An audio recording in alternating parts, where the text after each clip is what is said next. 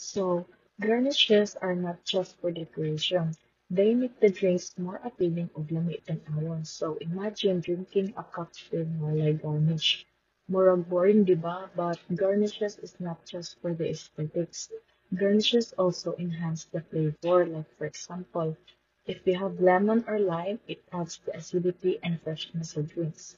So, if kung naa kay cherries or mint, it adds sweetness or aroma. Pero ang pinaka-importante sa tanan is limpyo dapat. So, dapat hugasan ang fruits before gamiton. Kaya syempre, gikan na sa market, basin hugaw or naay pesticides or maybe gipanggunitan sa daghang tao.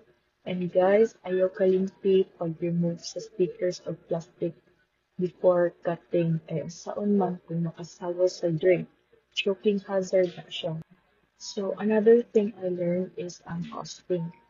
Bartenders should be aware sa presyo sa garnishes para bigyan safe. They should be able to know kung pila ang gastos sa ingredients and para ma-manage nimo ang pricing sa drinks. Also, dapat maayo pagkahandle ang garnishes, dili lang kay limpyo, pero dapat fresh food kay kung malaya or madaot na ang prutas, di na siya nindot i-garnish.